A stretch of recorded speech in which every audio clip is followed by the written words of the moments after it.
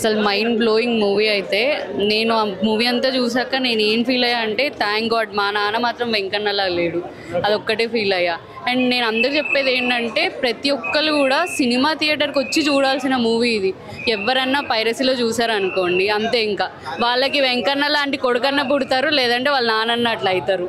Cinema పైన ఫ్యామిలీతో చూడొచ్చు, సినిమా ఫ్యామిలీతో కంపల్సరీ చూడొచ్చు, ఎట్లాంటి ఇబ్బంది కానీ ఏమీ ఉండదు. ఫ్యామిలీతో పాటే కాకుండా గర్ల్ ఫ్రెండ్ బాయ్ ఫ్రెండ్తో కూడా అందరూ చూడండి. చాలా ఎమోషనల్ ఉంది లవ్ స్టోరీ మాత్రం. ఈ సినిమా చూసినంతసేపు అసలు ఇది రియల్ స్టోరీయా, ఇట్లా కూడా ఉంటుందా అని చెప్పి ఆ ఒక్క షాక్లో ఉండే అనమాట మొత్తం. సో చాలా బాగుంది. క్లైమాక్సే కదా మెయిన్ ఇంపార్టెంట్, దాని గురించి చెప్పమంటే ఏం చెప్తా, అది చూసే షాక్లో ఉన్నా నేను. ఇది రియల్ స్టోరీ అని చెప్పేసి అనుకున్నప్పుడు మీకు ఏమనిపిస్తుంది?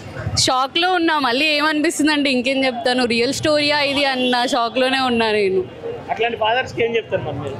అట్లాంటి ఫాదర్స్ ఉండొద్దనే కోరుకుంటున్నాను.